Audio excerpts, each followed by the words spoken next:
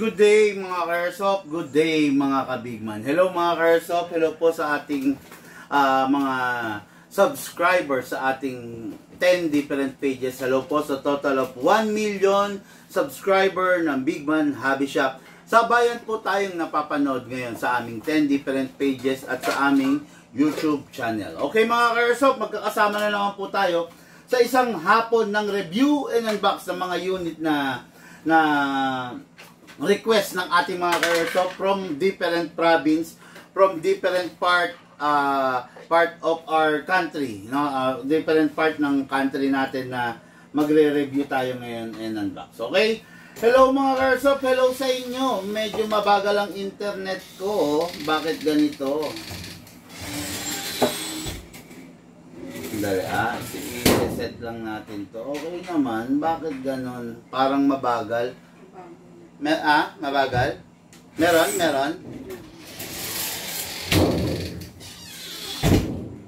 Trying to connect. Sino? To. Okay, take two tayo. Good day mga Karsop, good day mga kabigman. Pasensya na mga Karsop, no? Mahina yung ating connection kanina. Kaya nawala tayo sa ere, okay? Ngayon mga Karsop, review and unbox tayo na naman, no? Tulad ng ginagawa natin sa araw-araw, review and unbox tayo ng unit ng ating mga Karsop from different province. Hello po sa total of 1 million subscriber ng Bigman Hobby Shop. Hello po sa total of 10 pages namin including YouTube channel. Sabayan po tayo ngayon napapanood sa lahat ng mga pages na yan. Okay mga Karsop? Ngayon mga Karsop, huwag na natin patagalin to, no? Review and unbox na tayo ng unit natin mga Karsop. By the way, no, announce ko lang rin, Wednesday, nasa lugar kami ng South, okay? Lipa, Batangas, Batangas City, Padre Garcia, Batangas, Cuenca, Batangas, plus mayroon tayong isang napadpad na Pila, Laguna, okay? Yung mga taong gusto magpasabay na po kayo. Pwede namin kasi kayong puntahan. Tulad nga ng sabay mo nga yan, tulad nga ng sinasabi ko, 50 units yung dala namin sa araw-araw. 50 units yung dala namin tuwing nag-CCOD kami. Kaya sadyang makakapamili talaga kayo ng mga unit ninyo, no? Okay, so ano na ba tayo? Okay, good day, sabi ni Benedict Balmores, no? Of Pura, Tarlac. Si Sir Benedict nabuhay, no? Okay, no? Sir Benedict, hello, sir. Ang dami tayong bagong unit, sir, ha?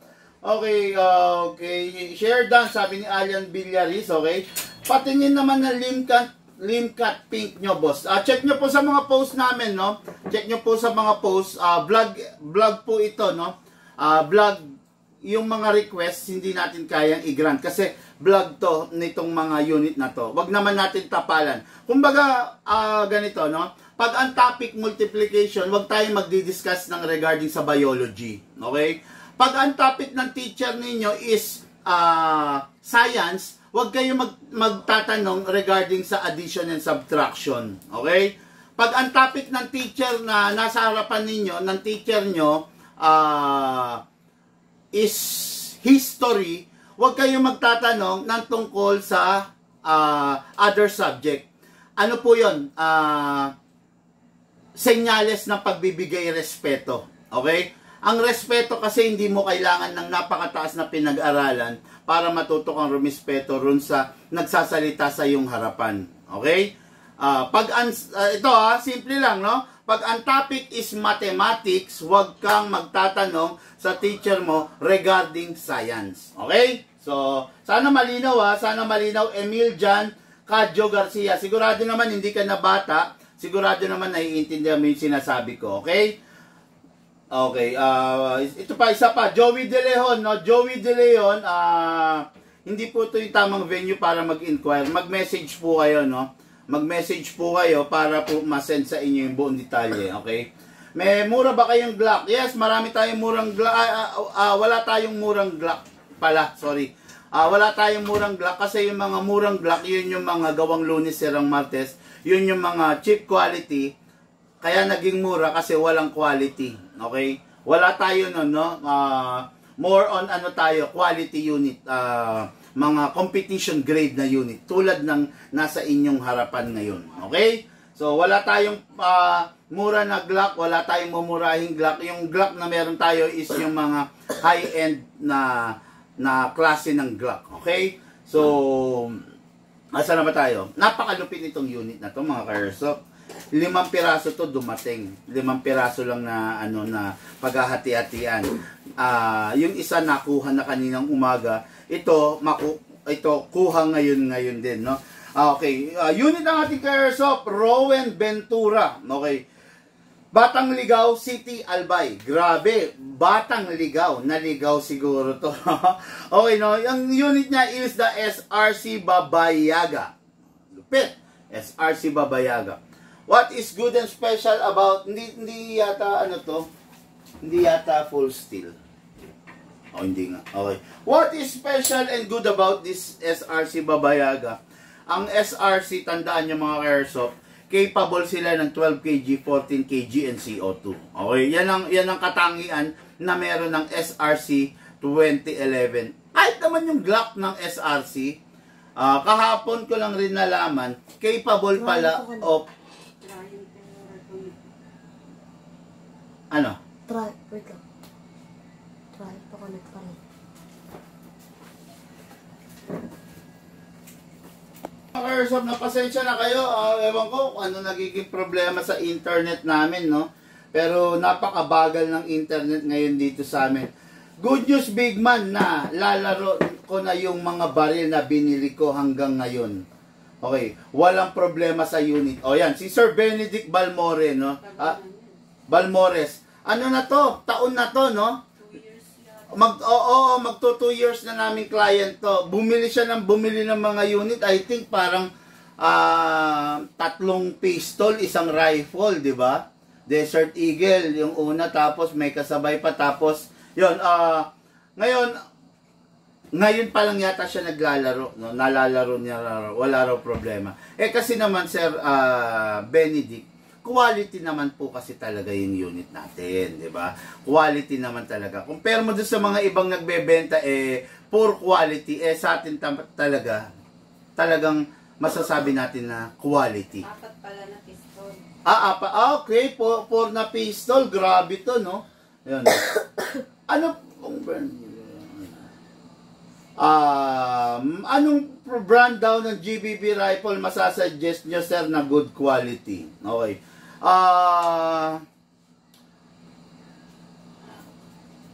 Mahaba itong sagot na to. Pero marami pong mga brand ng GBB rifle, no? Gas blowback rifle, ibig niya sabihin na quality. Marami po. VFC, nandyan ng VFC, nandyan ng GNG. Marami, napakarami niyan, no? Yung talagang quality ng mga high-end. Pero kung medyo tight ang budget, kahit sa WE ka na lang, pwede naman, no? Para, pero, yun nga, talagang, iba kasi yung unit talaga pag, pag na-upgrade, kasi mas maganda ang performance na mangyayari, no? Okay, so, ayun, grabe, 4 na pistol yung binili pa ni Sir Benedict sa atin, okay? So, ngayon, napakalupit nito, no? The SRC Babayaga. Tuloy ko yung kwento ko. Ang SRC Babayaga, kahapon ko lang rin nalaman, kahit pala Glock ng SRC Babayaga is, pwede, kaya niya yung CO2. Kaya lang ako mismo sa sarili ko, meron akong pag-aalinlangan na gamitan ng CO2 yung SRC Glock. Okay? Hindi WE Glock, hindi pwede mong gamitan ng CO2 or 14 kg ang WE Glock. Okay? Lalo na yung ENC Glock or double bell Glock, hindi mo siya pwedeng gamitan ng 14 kg or CO2. Okay?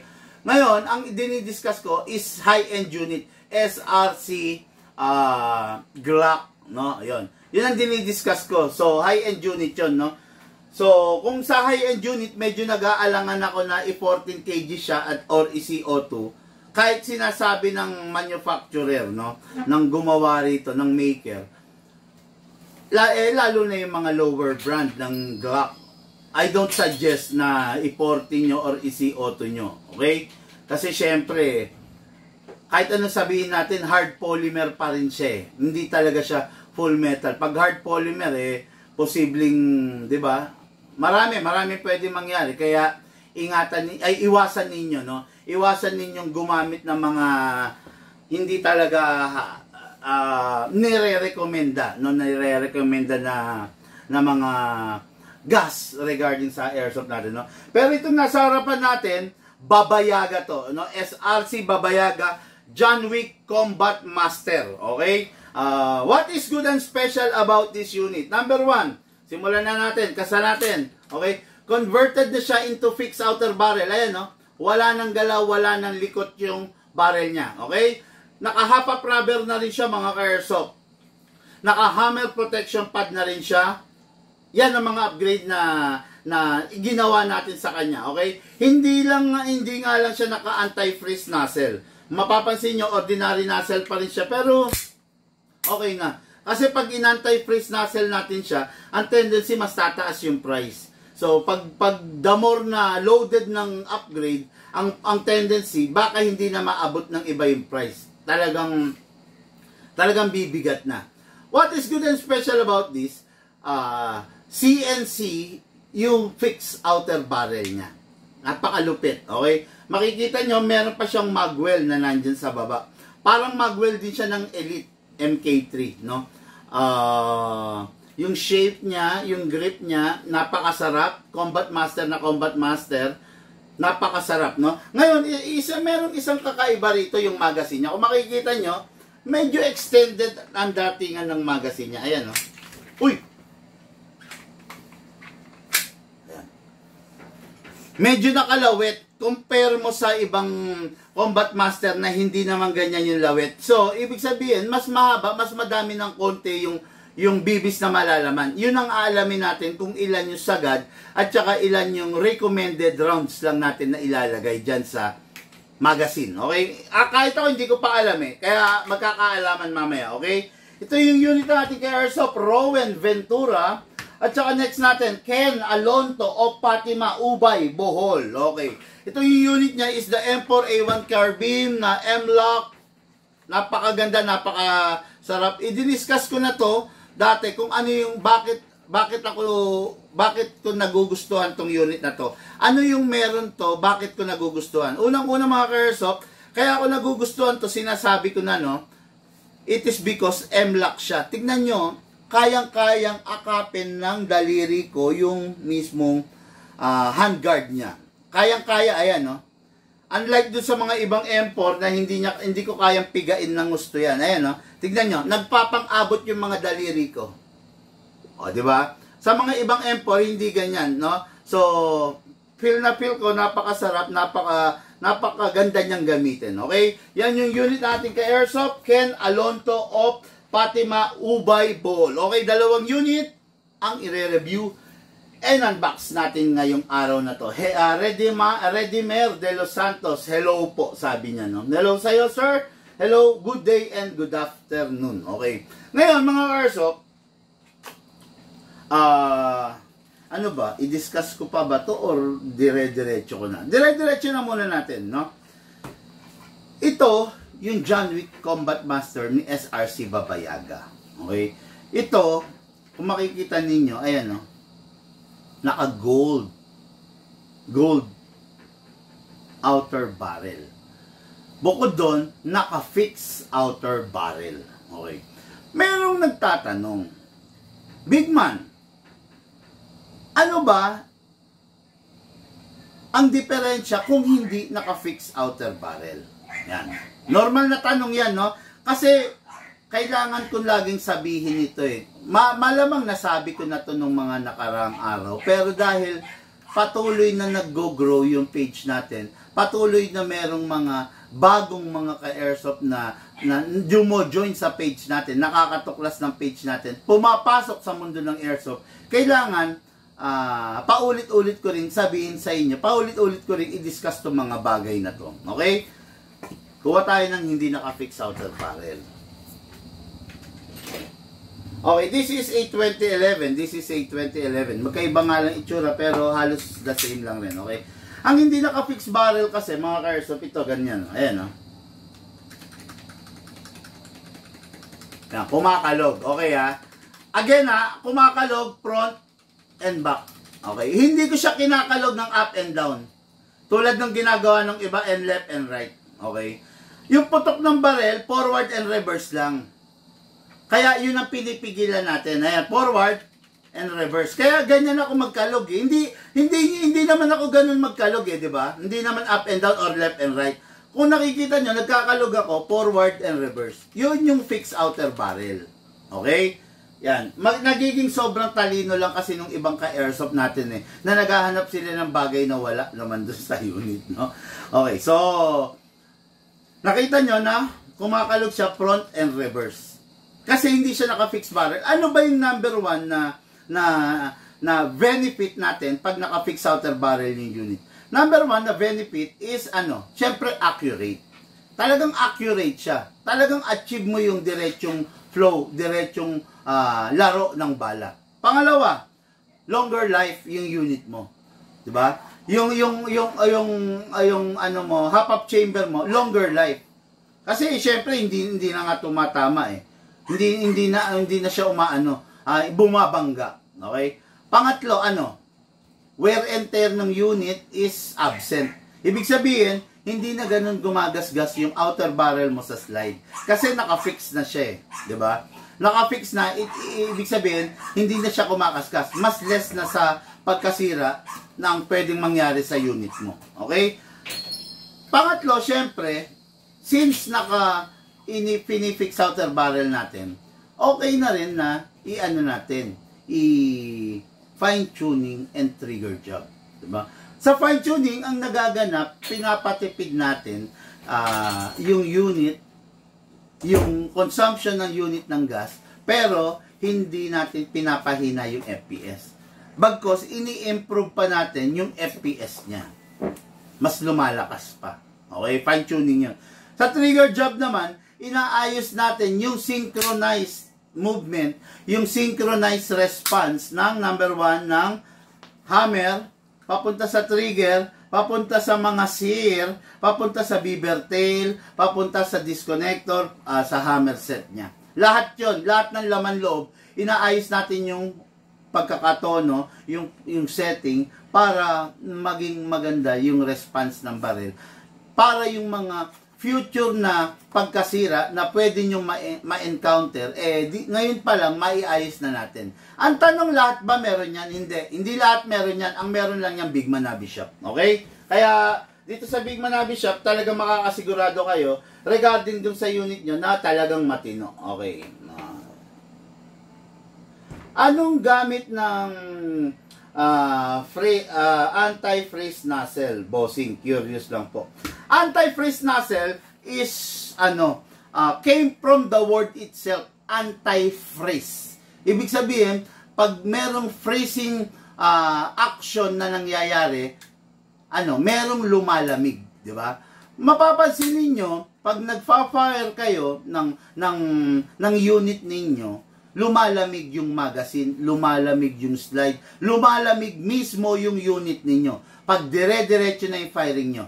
Ngayon, pag naka-anti-freeze nozzle, kontrolado, although hindi siya ganun iinit, pero lalamig pa rin ng kaunting-kaunti lang. Kumbaga, parang, let's say, halimbawa, pag hindi kayo naka-anti-freeze, putok ka na putok, pak, naka-isang full rounds ka na.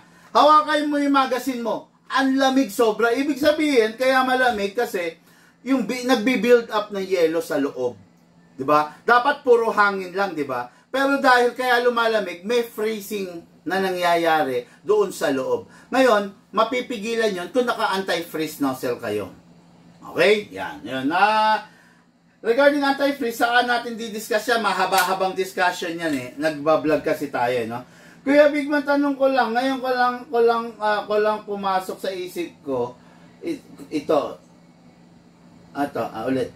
Kuya Bigman, tanong ko lang po, ngayon ko lang pumasok sa isip ko ito na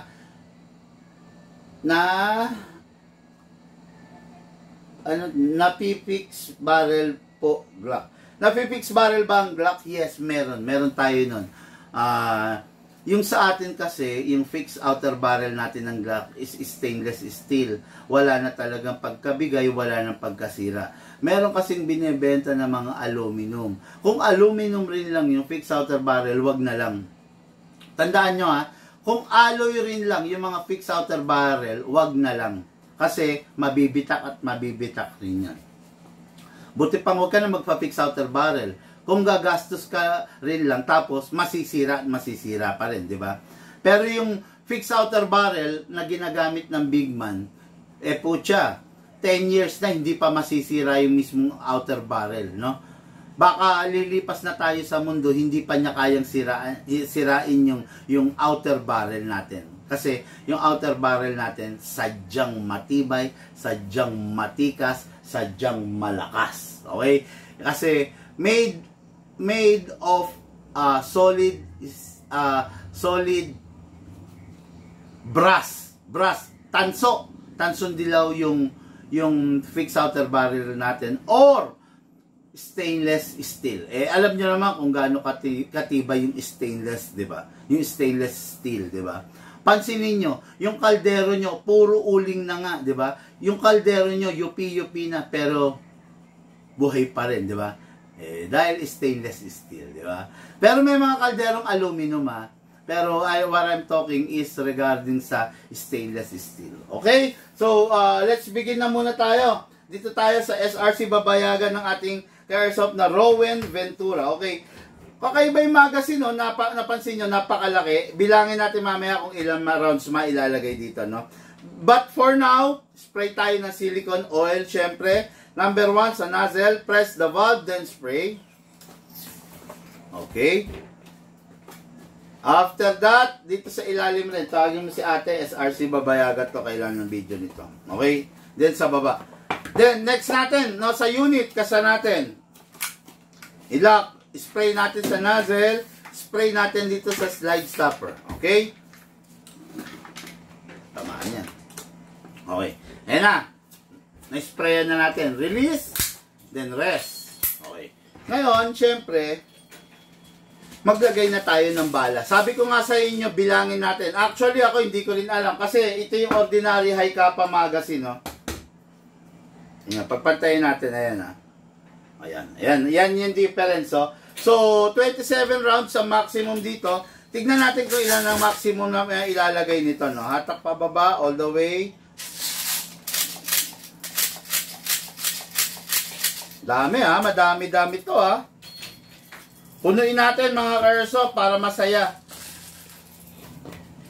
Okay, hindi ko mapupuno pa. Ayun.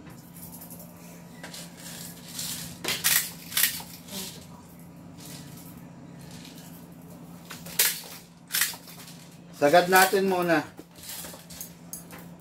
O, para malaman na hindi pa sagad eh. Okay, 2. Ang sagad niya, 2, 4, 6, 8, 10, 12, 14, 16, 18, 20, 22, 24, 26, 28, 30, 32. 32. Dami ha? 32. So, yan yung extended. Oh, yung babayaga. So, kung 32 rounds, less 5, 27 rounds pwede. Diba? 27 rounds. Kasi doon sa iba natin, di ba, 27 ang maximum, pinapales 5 ko, 20 to 23 rounds lang. Pero ito, 27 rounds. Tapos, syempre, dahil mas malaki yung magazine niya, dapat 2 seconds lang. Pero, dahil mas malaki, dapat to dagdagan. Pero, mag-stay pa rin tayo dun sa 2 seconds. Ha? Kasi, I'm sure naman na sobra-sobra to. Okay? Oh. Lakas. Baka lumuwag lang pa. Lumuwang. Ang dami ka agad. Pengi ano, ang dami ka agad, no? Alin. Lumuwang, no? Yan ang mga ayaw ko eh. Yung bigla ko ma-hot seat. Imbis na dire-diretso yung demo ko, biglang may kailangan gawin. Pero okay lang, at least, nakakasama ko kayo, natututo kayo, di ba? Natututo kayo ng proper na dapat gawin, yung pag-troubleshoot, pag sakaling na-experience nyo yung mga bagay na na-experience ko tulad nito, okay? Lucas, kailangan ko ng pinakamaliit na allen. Ayun, color. Yan. Yan.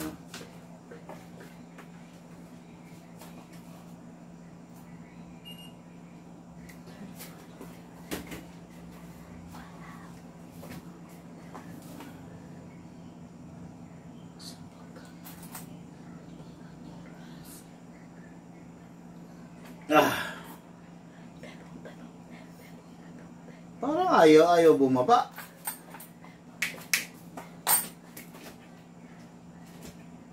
Baka takin mo. Hindi. Okay, shoutout mga muna yung kailangan i-shoutout. Nakakabigla to ah. Hello kay Sir Boklong. Grabe, ganda Watching. pangalan ni boss ah. Boklong. Watching from San Jose, Antique. Oy, layo ah. Yan ang mga ka-airsoft natin. Kita nyo, ang lalayo, antike. Hello kay Sir Redimer de los Santos. Ayan, Redimer de los Santos. Hello kay Sir Benedict Dick Balmores from Pura, Tarlac. Oo. Bakit ayaw mong bumaba? Ayaw niya maswipe? Nakakainis. Meron ba tayo ibang magazine ng babayaga?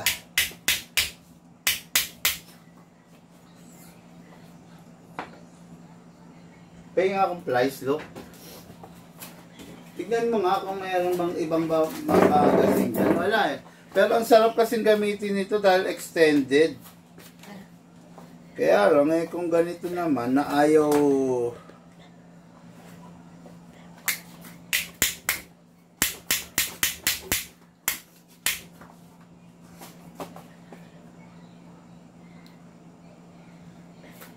No? Bakit ayaw ma-swipe to?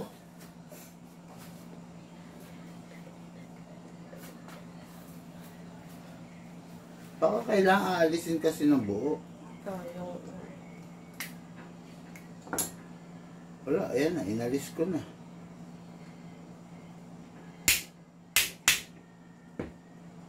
Bapa.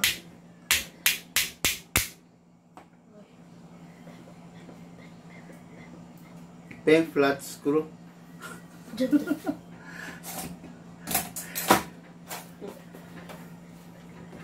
Anong nangyari sa'yo, Chong?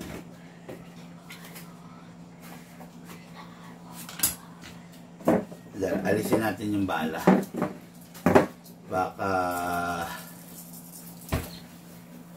sayang, oh. Look, tabi mo nga yung bala.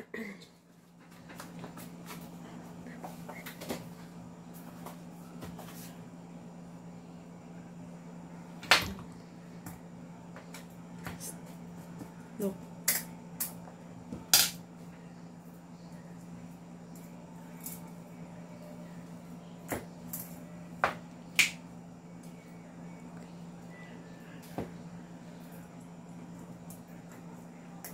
Sayang tong long magazine. Ito pa naman ang gusto kong matesting. Pag ganito, yun. Okay. Ito na, naalis ko na. Paano pa? Baka maluwang lang. Yun nga, maluwang lang. Di okay na. Ay! Oh!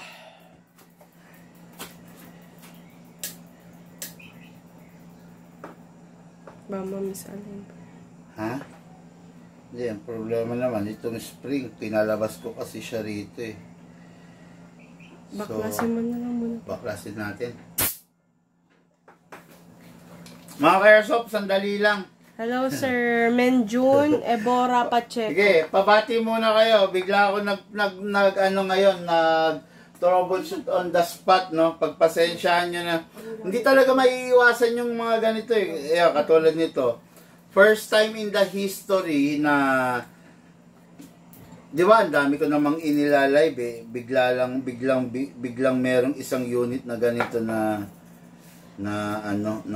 maluwang yung mismong ano niya. Pero okay naman na, nagawa naman na, ibabalik ko na lang, no?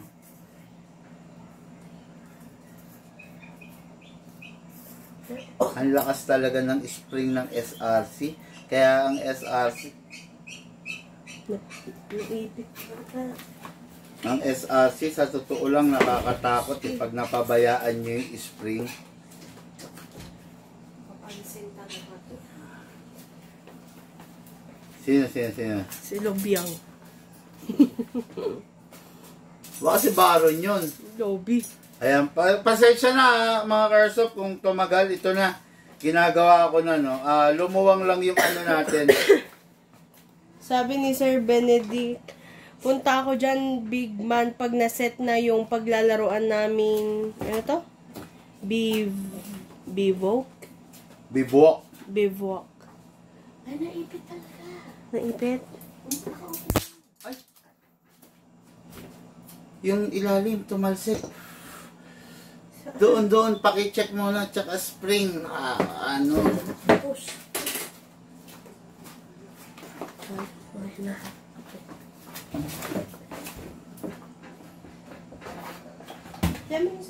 Bigyan mo mga muna ako ng isang magazine, i-test ko lang to kasi para maipaship na. Na tumalsik yung ito, yung dito sa ilalim niya, tsaka yung spring tumalsik dyan. Bigyan mo na muna ako ng isang magazine ng ano dyan, no, yung babayaga dyan. Ba, biglang dumating yung ano eh. Okay, so gamit muna tayo ng ibang magazine ng ating babayaga, no? Ganun pa rin mga Karsop, 12 kg pa rin ha. Huwag kayong gagamit ng 14, ay ng ano. Ay, sorry. SRC nga pala to. 12, 14 and CO2 pwede rito. Pwede nyong gamitin, okay? So, mamaya tignan ko, maitetest ko tong ano reloader kayo.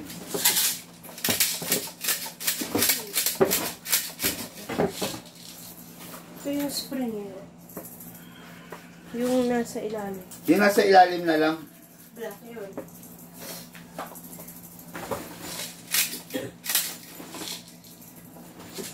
Okay, so test fire na muna tayo mga Karsop, no? Kita mo na? Okay, firing muna tayo, firing. Grabe, malakas to, babayaga to eh.